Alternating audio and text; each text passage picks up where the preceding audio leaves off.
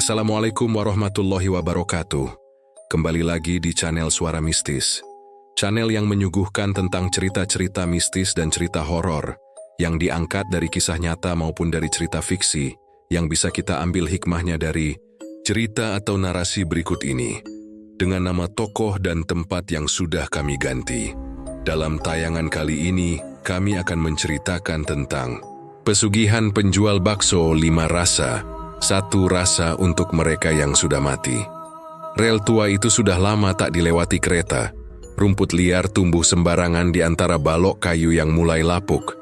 Tapi di sanalah, di tikungan kecil yang sunyi, warung bakso itu berdiri.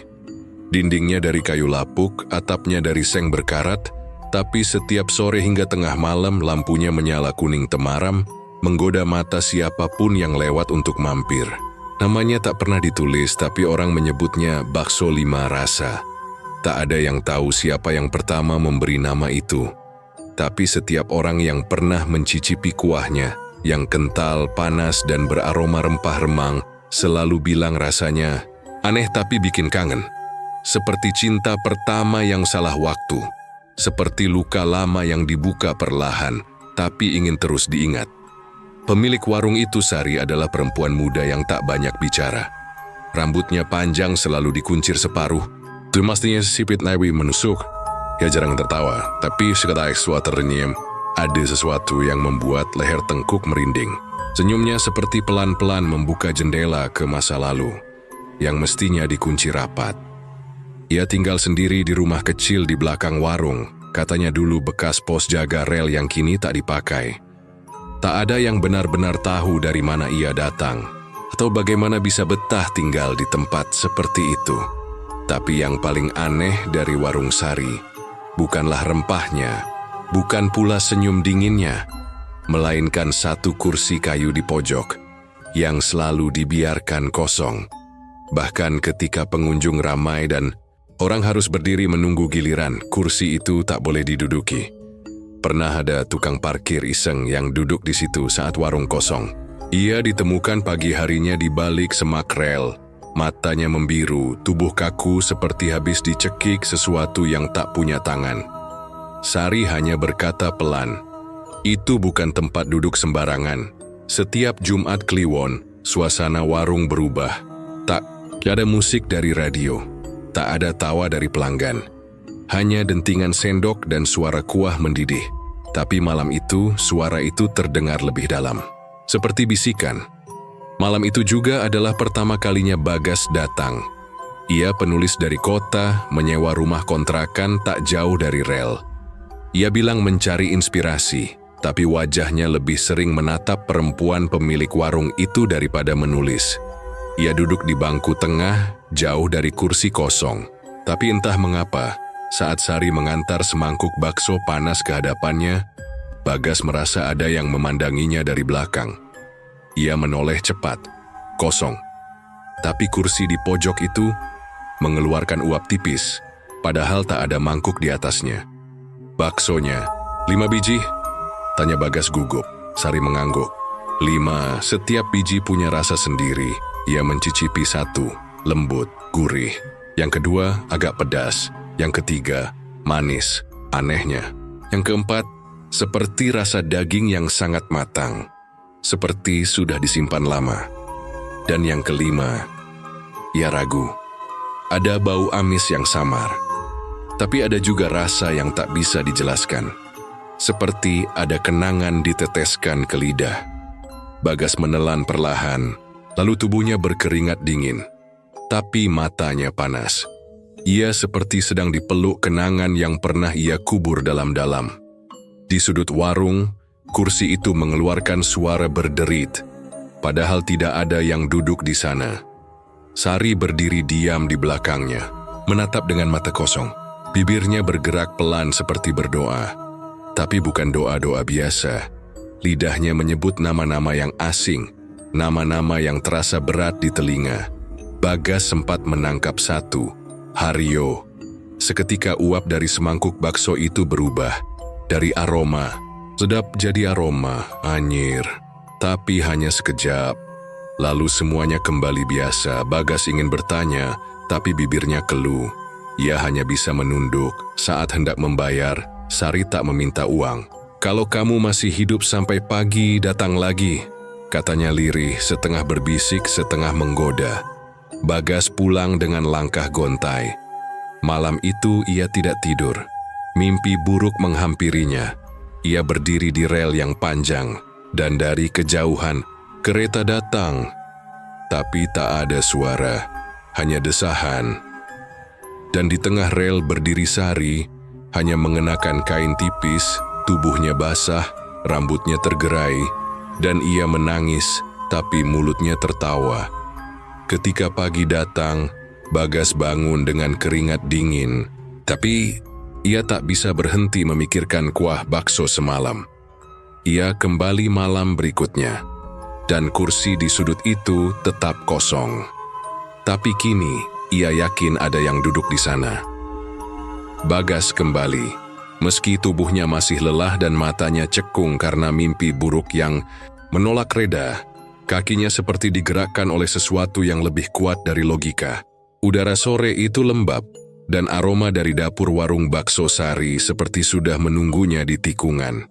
Ia datang tanpa niat, katanya. Tapi hatinya tahu, ini bukan lagi tentang bakso. Ini tentang perempuan yang berdiri di balik uap kuah, dengan meminta yang seperti menyimpan dosa semua lelaki. Warung masih seperti kemarin. Lampu redup kekuningan menggantung dari tali rafia, mangkuk-mangkuk digeletakkan begitu saja di rak kayu reot. Meja-meja penuh, tapi kursi pojok itu tetap kosong. Seolah sudah dicatat langit bahwa tak ada tubuh fana yang boleh menyentuhnya. Namun yang berbeda hari itu adalah Sari. Ia mengenakan kebaya tipis warna gading, rambutnya digelung longgar, dan kulit di tengkuknya tampak lembab oleh keringat. Ketika ia membungkuk mengambil mangkuk dari tungku, aroma tubuhnya mengalahkan aroma kuah Bagas duduk di tempat kemarin. Kali ini ia mencoba untuk tidak banyak menoleh. Tapi ia tahu, bayangan dari pojok warung itu tak hilang, hanya berpura-pura diam. Sari mendekat, membawa semangkuk bakso yang mengepul. Ia meletakkan mangkuk di hadapan Bagas tanpa kata. Tapi saat jemarinya menyentuh pinggiran meja, sesuatu yang aneh terjadi. Uap dari kuah bakso itu mengarah lurus ke wajah Bagas, hangat, lalu dingin, lalu tajam. "Rasanya akan berbeda malam ini," kata Sari pelan, nyaris seperti gumaman. Bagas hanya menatapnya, mencoba mencari makna di balik kalimat itu. "Yang kemarin kamu dapat rasa tahu," lanjutnya. "Malam ini mungkin kamu akan diberi rasa ingin." Ia pergi ke dapur dengan langkah pelan. Tapi irama pinggulnya menimbulkan suara lirih dari lantai kayu, seperti desah panjang. Bagas menelan ludah, bukan karena lapar, tapi karena sesuatu di tenggorokannya terasa berat, hasrat yang asing, takut, yang menggoda. Ketika ia menyendok bakso pertama, ia rasakan kelembutan yang hampir menyerupai daging bayi. Bukan karena teksturnya, tapi karena rasa bersalah yang tiba-tiba menyergap. Bakso kedua lebih tajam, ada rasa lada, tapi juga rasa seperti keringat di belakang telinga seseorang yang sedang bergairah. Bagas terdiam. Mangkuk di hadapannya bukan lagi makanan. Ia seperti kitab dosa yang dibuka perlahan, dan setiap suapan adalah pengakuan yang tak bisa dihentikan. Sari kembali duduk di depan, menghadap dapur. Ia menyisir rambutnya pelan-pelan, sesekali meniup lehernya sendiri dengan mulut terbuka. Bagas tahu ia sedang diamati, tapi bukan oleh Sari, melainkan oleh Sensun yang berdiri tepat di belakangnya. Napasnya bisa dirasakan. Dinginnya merayap dari tengkuk ke betis, tapi saat ia menoleh, tidak ada siapa-siapa. "Kalau kamu merasa dia dekat," kata Sari tanpa menoleh, "jangan ditatap, karena nanti dia ingin kamu ikut duduk bersamanya." Bagas terdiam, tak bertanya siapa dia. Ia tahu pertanyaan hanya akan membuka pintu yang lebih lebar. Dan malam itu, pintu-pintu yang tak terlihat mulai bergerak pelan. Warung mulai sepi, tapi kursi pojok tetap kosong. Tak ada yang berani duduk. Bahkan pengunjung terakhir hanya berdiri sambil tergesa membayar. Tapi Bagas belum pergi. Ia menunggu Sari menutup dapur, dan saat lampu sudah diredupkan, ia masih duduk, menatap meja kosong di pojok dengan perasaan campur aduk. Rasa lapar sudah pergi, yang tersisa hanya rasa ingin tahu, dan perasaan tak pantas yang terus menempel seperti embun malam. Sari menghampiri, membawa sebotol air dan duduk di seberang. "Kenapa kamu balik?" tanyanya tanpa basa-basi. "Aku nggak tahu," jawab Bagas jujur. Sari mengangguk pelan. "Mungkin karena kamu sudah mencicipi sesuatu yang tidak boleh. Tapi, tidak semua rasa bisa ditinggalkan begitu saja." Mata mereka bertemu. Di antara suara serangga dan desah angin dari rel tua, mata itu bercerita lebih dari lisan. Bagas tahu, perempuan ini bukan cuma janda pemilik warung. Ia adalah penjaga rasa, dan rasa itu bukan milik dunia biasa. Sari lalu berdiri dan berjalan ke dapur perlahan. Tapi sebelum ia menghilang di balik tirai kain, ia berkata lirih, "Nanti kalau kamu berani mencicipi rasa terakhir, aku akan siapkan di malam Jumat." Dan saat ia menghilang, Bagas menunduk, menatap sendok yang masih basah di tangannya. Uap dari mangkuk telah hilang, tapi hawa di warung itu tetap panas, seperti tubuh perempuan yang baru saja berdosa. Dan dari pojok warung, suara kursi berderit kembali terdengar. Malam berikutnya, Bagas datang lebih awal. Langit masih merah tua, angin belum dingin, dan lampu warung belum dinyalakan. Tapi Sari sudah duduk di bangku dekat tungku, tubuhnya bersandar pada dinding kayu, mengenakan kebaya hitam ketat yang membuat siluet tubuhnya terlihat tegas dalam bayangan senja. Di antara jari-jarinya, sebatang dupa menyala, asapnya melingkar naik seperti ular yang malas bangun dari tidur panjang. "Datang sebelum waktu buka, itu pertanda kamu mulai haus rasa kelima," ucap Sari tanpa menoleh. Bagas tidak membantah. Ia hanya duduk diam menatap tungku yang apinya belum dinyalakan tapi sudah terasa panas. Hari itu Kamis malam, satu malam sebelum Jumat Kliwon. Tapi hawa di sekitar warung sudah berubah, lebih pekat, lebih lambat, seperti semua udara menyimpan sesuatu yang tidak ingin disampaikan. Warung itu sunyi tapi terdengar hidup. Kayu berderit tanpa sebab. Dinding mengeluarkan suara nafas panjang. Dari arah dapur, muncul aroma anyir samar. Bukan amis biasa, tapi seperti darah yang sudah lama ingin dibersihkan, namun sengaja dibiarkan mengering di celah-celah batu. Sari berjalan ke dapur, pinggulnya melambat seperti menari. Bagas mengikuti dengan pandangan matanya yang berat. Perempuan itu bukan sekadar cantik, ia adalah rasa yang ditahan terlalu lama. Dan malam itu, rasa itu akan diuji dalam semangkuk bakso kelima. Ketika mangkuk disodorkan ke hadapan Bagas, uapnya tidak lagi putih, tapi abu-abu tipis. Seolah-olah kuahnya bukan lagi air, tapi asap yang ditangkap lalu dicairkan. Sari tidak berkata apa-apa. Ia hanya berdiri di dekat kursi pojok, kursi yang sampai sekarang tetap kosong, dan memandangi Bagas dengan ekspresi tenang yang tidak manusiawi. Bagas mencicipi bakso pertama. Rasanya hambar, seperti mulut kehilangan. Lidah. Bakso kedua asin. Bakso ketiga pahit seperti air mata. Bakso keempat manis, tapi bukan manis gula. Manis seperti ciuman perpisahan. Lalu, bakso kelima. Ia mengangkat bakso itu perlahan. Bulatannya tidak seutuh biasanya. Seperti daging yang menolak bentuk. Warna permukaannya pucat, sedikit merah di satu sisi, seperti bekas gigitan kecil.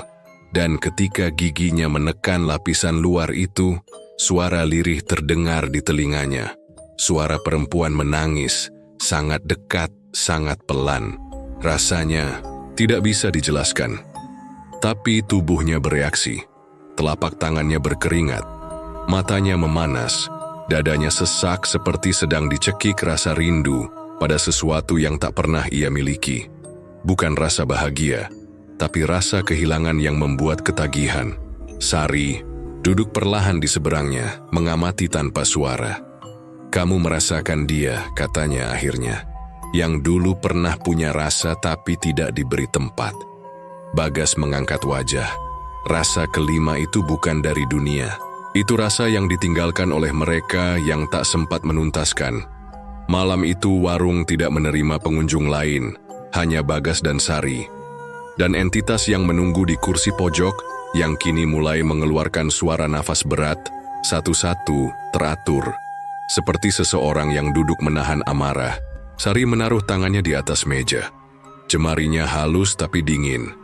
Kursi itu tidak kosong, ucapnya tanpa ekspresi. Dia selalu datang saat ada yang berani menyelesaikan bakso kelima. Bagas ingin bertanya siapa dia, tapi tenggorokannya berat, lidahnya kaku. Otaknya menolak kata-kata. Ia hanya bisa merasakan, dan yang dirasakannya malam itu bukan ketakutan, tapi tarikan. Dorongan lembut dari arah kursi kosong, seperti undangan tak tertulis. Satu rasa lagi, kamu akan tahu, bisik Sari.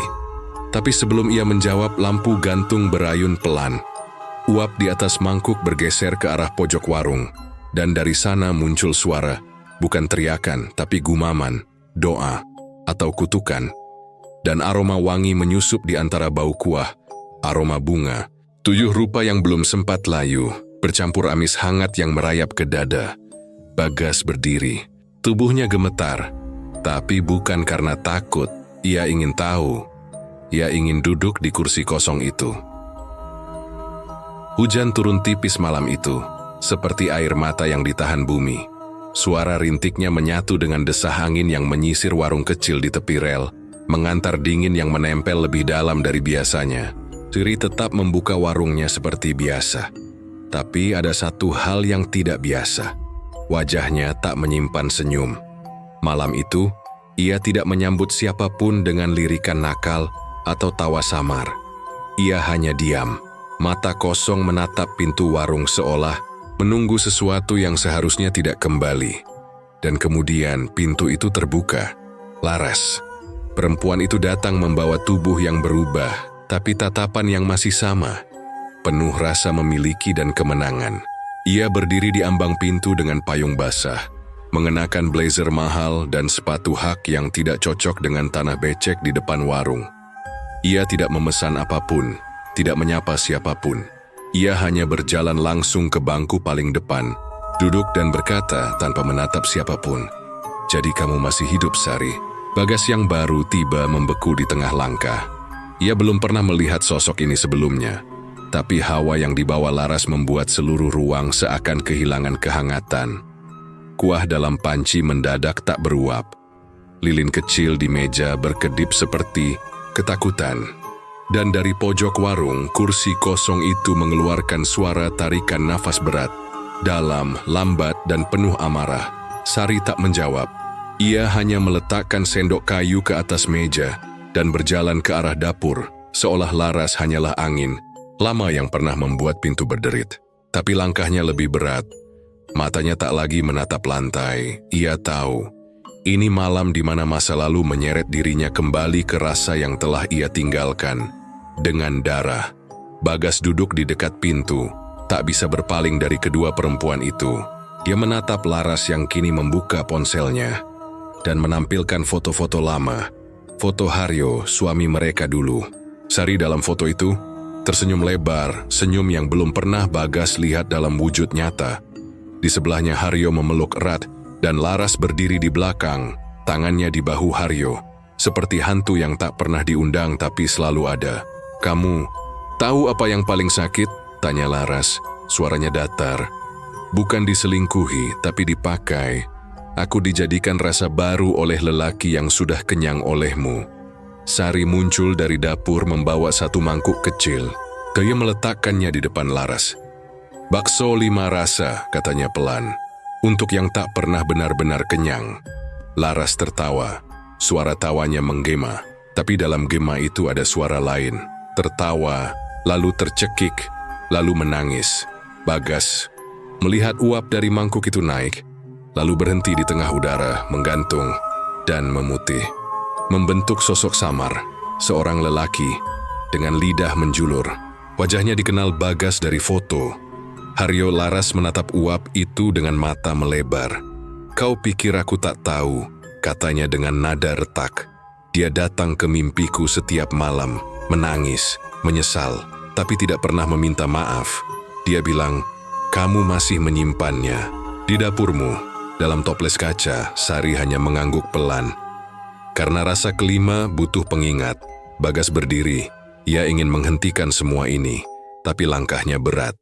Seolah warung itu memeluknya dan berbisik, jangan ganggu rasa yang sedang disajikan. Laras mengambil sendok. Ia menyendok satu bakso, mencium, lalu menyuap pelan. Dan saat itu, lampu gantung di warung berkedip. Lilin di semua meja padam serentak. Angin masuk dari semua sisi. Dan kursi pojok berderit sangat keras lalu berhenti. Sunyi, terlalu sunyi. Laras mematung. Bibirnya terbuka tapi tak bersuara. Matanya berkaca. Tapi bukan karena pedas, tapi karena rasa yang baru pertama kali. Dewi resik. Rasa bersalah. Sari berdiri di dekatnya. Kamu merasa kan? Itu bukan rasa dari daging, bukan dari bumbu, tapi dari luka yang kau tinggalkan dan tak pernah kau akui. Luka itu tumbuh, jadi rasa, jadi aroma, jadi bakso kelima. Laras menunduk. Bahunya turun perlahan. Tak ada tangisan, tak ada amarah, hanya diam yang panjang. Ia berdiri meninggalkan mangkuk itu utuh dan berjalan keluar warung tanpa berkata apa-apa. Payungnya tertinggal, tapi ia tidak peduli. Ia menghilang dalam kabut yang tiba-tiba turun begitu tebal, dan warung kembali sunyi. Tapi tidak tenang. Bagas berdiri menatap Sari. Kamu menyimpan dia di sini, tanyanya pelan. Sari tak menjawab, tapi dari dapur samar-samar terdengar suara gelas kaca bergetar, seperti sesuatu yang bernafas dari dalam toples. Malam itu Bagas tak menulis apa pun, ia hanya duduk di dekat pintu, menunggu rasa berikutnya. Dan kursi pojok itu untuk pertama kalinya tidak berderit sama sekali. Jumat Kliwon tiba tanpa salam. Hujan berhenti sejak subuh, menyisakan langit abu-abu pucat dan angin yang tidak membawa bau tanah tapi wangi. Bunga kenanga yang basah, wangi yang terlalu familiar bagi mereka yang pernah kehilangan dengan cara ganjil. Sore itu warung bakso Sari terlihat lebih senyap. Tak ada tawa bocah, tak ada deru motor lewat. Rel tua di sebelah warung mendadak terasa panjang dan dalam, seperti mengarah ke tempat yang tak pernah ada di peta. Bagas datang dengan dada berat. Sejak pagi, mimpinya hanya satu. Duduk di kursi pojok. Di dalam mimpi, kursi itu bergerak sendiri, lalu berbicara. Bukan dengan suara, tapi dengan rasa. Setiap malam kursi itu menawarinya satu kalimat. Kalau kamu ingin tahu segalanya, duduklah. Dan malam ini ia datang untuk menjawab. Sari sudah menunggunya. Ia tidak mengenakan kebaya seperti biasanya. Malam itu tubuhnya dibalut kain hitam, polos yang tidak memeluk tubuh, tapi seolah menyamarkan batas antara kulit dan bayangan. Rambutnya digerai, basah oleh minyak kelapa dan bunga cempaka. Di matanya tak ada senyum, tapi juga tak ada ancaman. Hanya kesunyian yang sudah berdamai dengan dunia. Warung tidak buka malam ini, katanya pelan saat Bagas tiba. Tapi kamu boleh masuk, tak ada pelanggan lain. Semua bangku kosong. Tapi mangkuk dan lilin tetap diatur seperti biasa. Dan seperti biasa, kursi pojok itu tetap kosong. Tapi malam ini bukan karena tak ada yang berani menduduki, tapi karena ia sedang menunggu. Bagas berjalan perlahan. Setiap langkahnya terasa seperti menginjak dada sendiri. Ketika ia mendekati kursi itu, udara di sekitarnya berubah. Lebih dingin tapi tidak menggigil. Lebih hening tapi tidak sunyi. Ia tahu suara-suara telah menyingkir. Dan hanya satu yang tersisa. Suara dari dalam dirinya. Sari berdiri di belakangnya, mengawasi tanpa kata. Tangannya menggenggam mangkuk. Isinya satu bakso saja. Tapi ukurannya lebih besar dari biasanya. Tidak bulat sempurna, permukaannya tak rata. Seperti bekas gumpalan emosi yang dipadatkan paksa menjadi daging. Ini bukan untuk disantap, bisik Sari. Ini untuk diresapi. Bagas duduk, kursi tidak berderit, tapi dunia di sekitarnya langsung membisu. Cahaya lilin memanjang seperti bayangan yang sedang ditarik paksa. Dinding warung menjadi lebih kusam, catnya seperti menetes ke lantai. Sari meletakkan mangkuk di atas meja. Aroma yang keluar darinya bukan aroma makanan, tapi bau kenangan dan darah yang ditolak bumi. Seketika Bagas melihat sesuatu, ruang dapur terbuka sedikit dan dari sana ia melihat toples. Di dalamnya lidah, mengapung dalam cairan bening seperti formalin, tapi lebih keruh. Di permukaannya mengambang lembaran putih, seperti surat, tapi tulisan di atasnya bergerak, berubah bentuk. Bagas tak bisa membaca, tapi ia tahu isinya. Pengakuan. Sari duduk di seberang menatapnya. "Kamu tahu kenapa kursi itu tak boleh diduduki?" Bagas menggeleng. "Karena siapapun yang duduk di situ akan tahu apa rasanya tidak bisa berkata-kata ketika yang kamu cintai memilih menghancurkanmu." Haryo dulu duduk di situ juga, tapi terlalu lambat mengerti. Jadi aku simpan lidahnya, supaya dia tidak bisa berbohong lagi di alam manapun. Bagas gemetar. Tapi ia tidak pergi, karena yang paling menakutkan bukanlah kebenaran, tapi rasa yang sudah terlanjur masuk ke tubuh dan tak bisa dihapus. Dari belakang warung terdengar suara ketukan, pelan, teratur, seperti seseorang mengetuk pintu dari balik tanah. Sari berdiri. Ia mengambil bakso dari mangkuk, memeluknya seperti bayi, lalu berjalan ke pojok warung dan membungkuk. Ia berbisik pelan, nyaris tak terdengar. Tapi Bagas menangkap satu kata. "Cukup." Lampu redup. Lilin satu persatu padam. Dan saat semuanya gelap, sesuatu duduk di kursi sebelah Bagas. Tidak menyentuh, tapi Bagas bisa mencium bau rambutnya. Bisa merasakan napasnya yang panas di sisi lehernya. Bisa mendengar suara hatinya. "Jangan jadi seperti aku. Kalau sudah kenyang, jangan cari rasa baru." Bagas menutup mata. Tapi rasa kelima itu tak mau pergi. Ia tak makan baksonya, tapi ia tahu rasa itu sudah masuk sejak lama. Dari suapan pertama, dari tatapan Sari, dari rel tua yang menyimpan kisah. Dan malam itu Jumat Kliwon di warung bakso, tak ada yang mati. Tapi seseorang diambil perasaannya. Satu, kursi, akhirnya tak kosong lagi. Bagas tidak langsung pulang malam itu. Tubuhnya masih duduk di bangku warung, tapi jiwanya seolah menggantung di antara realita dan sesuatu yang lebih kelam dari mimpi. Angin berhenti bergerak, seperti takut ikut campur dalam apa yang baru saja terjadi. Lampu sudah mati, lilin sudah padam, tapi uap dari mangkuk yang belum tersentuh masih naik perlahan, seperti nyawa yang enggan pergi. Sari berdiri di dekat tungku. Bayangannya membesar di dinding karena cahaya dari bara terakhir. Wajahnya datar, tapi matanya itu bukan mata manusia biasa malam itu. Itu mata seseorang yang sudah berdamai dengan kematian, tapi masih menagih kehidupan. "Besok, kamu datang pagi-pagi," katanya pelan tanpa menoleh. "Aku akan tunjukkan sesuatu yang bahkan mereka yang sudah makan 100 kali pun tak akan pernah tahu."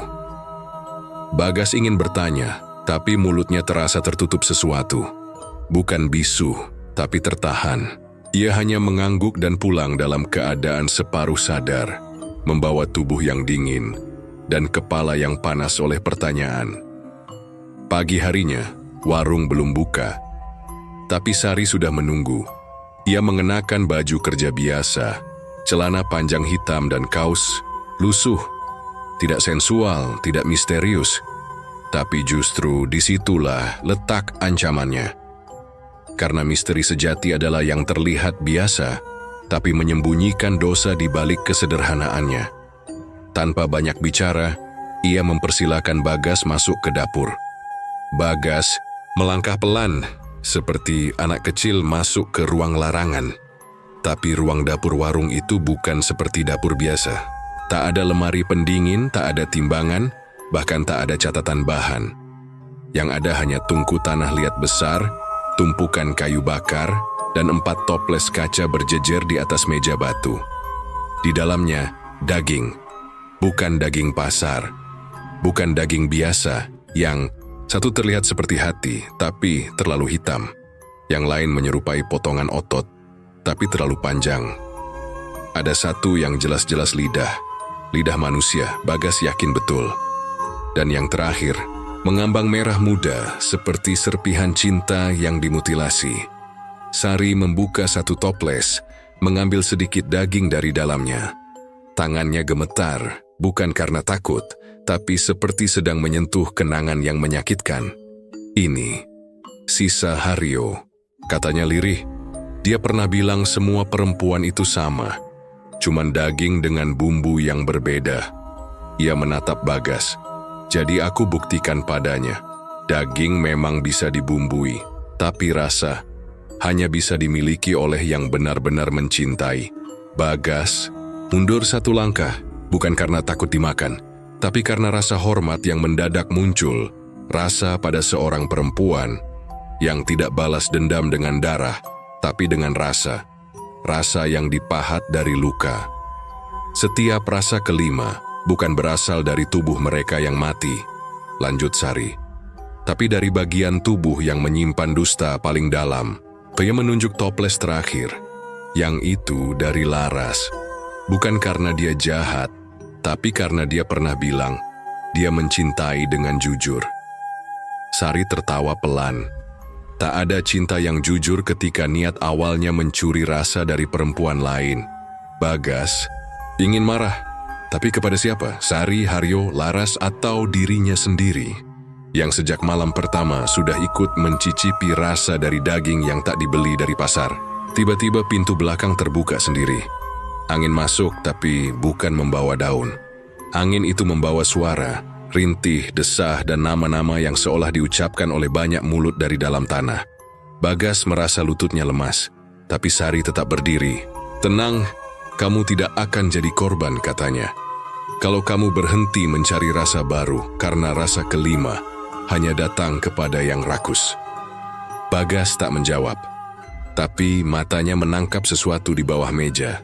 Sebuah kotak kayu tua, retak di semua sisinya, dan di atasnya ada tulisan yang dipahat kasar. Simpan, jangan buka, karena rasa tak selalu harus dimakan. Sari menutup kembali toples-toples itu. Mereka sudah cukup, tapi kalau kamu mau lanjut menulis tentang warung ini, tulislah dengan benar. Warung ini bukan tempat makan, tapi tempat semua rasa yang tak tersampaikan diberi bentuk. Bagas berdiri, kepalanya berat, tapi langkahnya jelas.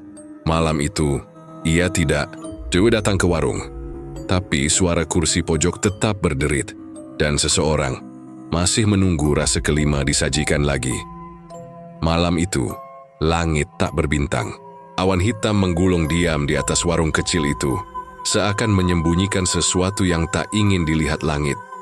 Warung Sari tak seramai biasanya, bahkan tak ada siapa-siapa. Tapi lilin tetap menyala di tiap meja. Bukan untuk penerangan, tapi untuk peringatan. Peringatan bahwa malam ini bukan untuk sembarang orang. Malam ini adalah malam persembahan rasa, dan Bagas telah memilih untuk kembali.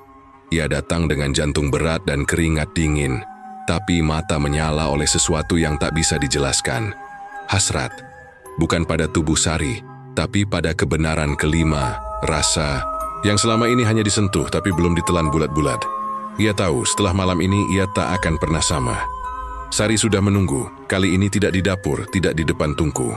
Ia berdiri di tengah warung, tepat di bawah cahaya lilin terbesar, mengenakan kemben merah gelap yang menempel basah di tubuhnya. Entah karena minyak, entah karena sesuatu yang baru saja mengalir dari tubuhnya sendiri. Rambutnya terurai lemas, mengilap seperti basah keringat. Di tangan kanannya, ia membawa satu mangkuk berukir. Di tangan kirinya, sehelai kain hitam panjang, yang menjuntai seperti sayap yang dipatahkan. Kalau kau masih ingin rasa kelima, malam ini kita tak gunakan sendok, bisiknya sambil mendekat. Bagas duduk di lantai. Sari berdiri di depannya. Uap dari mangkuk naik pelan, membawa aroma yang bukan dari dapur.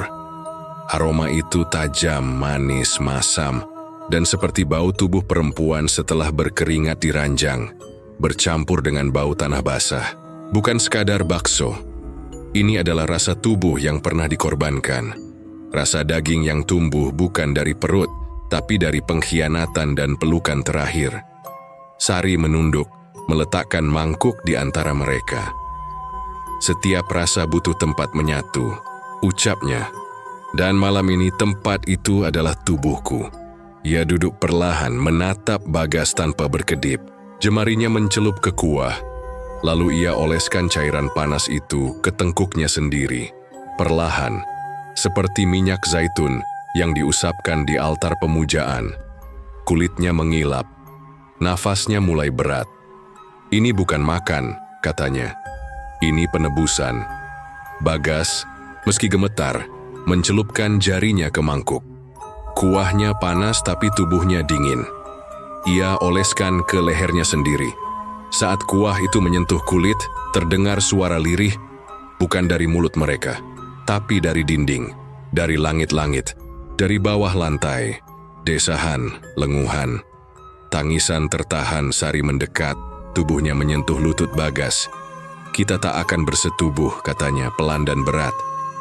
Tapi kita akan merasakan semua yang pernah ditahan manusia sebelum mereka mati.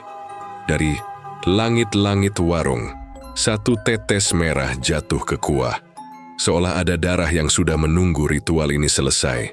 Lampu padam. Yang tersisa hanya cahaya lilin di lantai.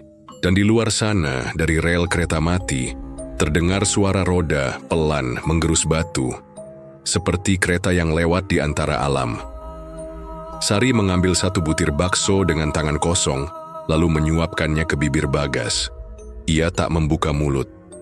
Tapi bakso itu menyentuh kulitnya, dan di balik daging lunak itu, ada rasa yang meledak. Rasa tubuh yang ditolak, rasa cinta yang dibohongi, dan rasa basah dari malam-malam penuh desah yang akhirnya berujung sunyi. Bagas menutup mata, dadanya berdebar.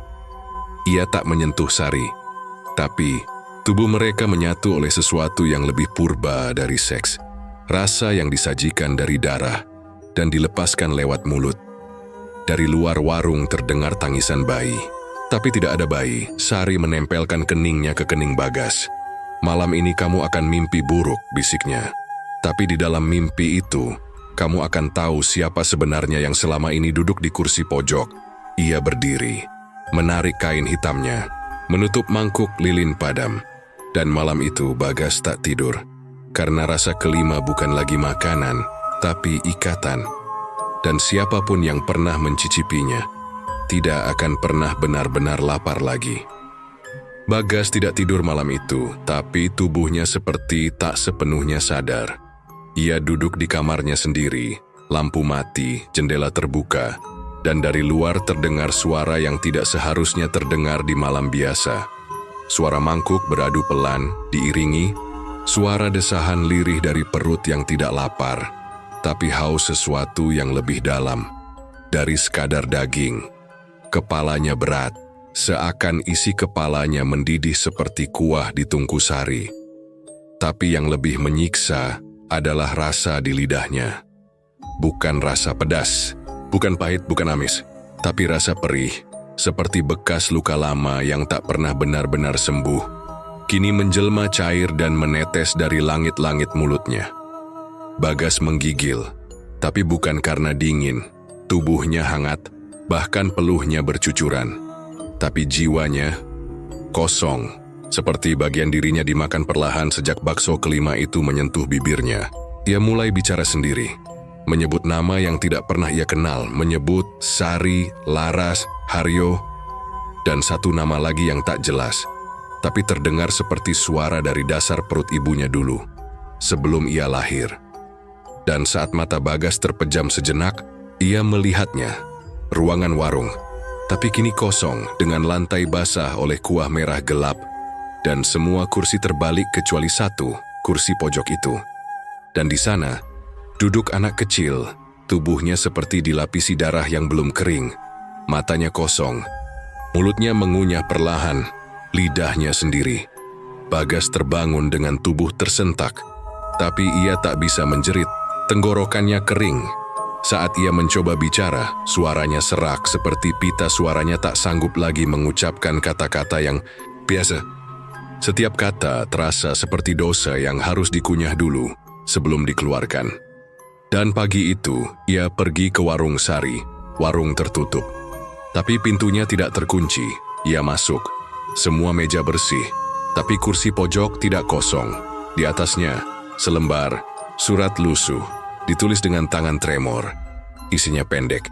Rasa kelima bukan untuk siapa-siapa, tapi yang berani menikmatinya akan membawa luka semua orang yang pernah disakiti. Di lidahmu akan tumbuh mulut-mulut yang tidak ingin diam. Jangan berusaha mengerti, karena setiap rasa adalah kutuk yang ditata indah dalam mangkuk panas. Bagas gemetar. Tangannya menyentuh surat itu, tapi kertasnya terasa basah. Ketika ia balikkan, di belakang kertas itu, setitik darah masih menetes. Dan saat ia mengangkat kepala, dapur warung sudah terbuka lebar. Di dalamnya tak ada sari, tak ada tungku, tak ada toples. Hanya satu jerami basah yang menyala sendiri, meneteskan asap putih ke langit-langit. Bagas tahu, ia sedang dicerna perlahan oleh rasa yang tidak akan pernah bisa ia keluarkan kembali. Ia berbalik, keluar dari warung. Tapi saat melangkah keluar, rel di depan warung tak lagi kosong. Ada suara roda besi menggerus batu. Tapi bukan kereta. Yudi tubuh lama. Yang datang untuk makan, mereka berjalan perlahan, tanpa wajah, tanpa bau, tapi membawa lidah, dan Bagas tahu, ini belum akhir. Rasa itu masih ada di tenggorokannya, dan luka itu belum selesai dikunyah. Warung itu tidak pernah buka lagi. Tidak ada lilin, tidak ada kursi, tidak ada bau kuah. Tapi setiap malam Jumat Kliwon, orang-orang masih melihat lampu gantung bergoyang perlahan dari balik kaca buram. Mereka bilang itu angin, tapi angin tak pernah membawa uap sedalam itu. Atau suara kursi berderit seperti minta duduki. Bagas tak lagi tinggal di rumah kontrakannya. Ia tak menulis lagi. Namanya hilang dari jejak digital. Tapi sesekali, ada yang mengaku melihatnya duduk di rel kereta tua tepat di ujung warung, mengenakan pakaian putih lusuh, menatap kosong ke arah warung yang tak lagi punya pintu. Namun satu hal yang tidak bisa dilupakan siapapun adalah rasa. Rasa yang datang bukan dari dapur, tapi dari dalam dada, rasa kelima, yang kini tinggal di tubuh Bagas sendiri. Malam itu, sebelum semuanya hilang, Bagas kembali ke warung untuk terakhir kalinya. Ia sudah tak ingin tahu siapa Sari. Ia juga tak peduli lagi siapa Haryo atau Laras. Karena rasa kelima telah membuat semuanya menyatu. Tak ada cinta, tak ada dendam. Yang ada hanya rasa yang mengikat. Ia duduk di kursi pojok untuk pertama kali tanpa takut. Dan kursi itu tidak berderit, karena ia sudah bagian dari kursi itu. Di hadapannya tak ada mangkuk, tapi ia tetap merasakan kuah panas menetes dari langit-langit warung ke lidahnya. Ia tetap mengunyah, meski tak ada bakso, karena sekarang ia yang menjadi rasa kelima. Di luar warung, orang-orang mencium aroma aneh. Seperti cinta yang hangus, seperti daging yang tidak mati sepenuhnya, seperti peluh dari tubuh yang tidak pernah disentuh tapi selalu dirindukan. Dan tiap Jumat Kliwon selalu ada yang duduk sendiri di sudut rel, menggigil tanpa sebab, menangis tanpa suara, lalu berbisik, "Aku ingin kembali, aku ingin rasa itu lagi." Tapi warungnya sudah tidak ada. Yang tersisa hanya rasa, dan rasa tidak butuh tempat. Ia hanya butuh tubuh. Tubuh siapapun yang terlalu berani mencicipi. Bakso kelima wa tamat.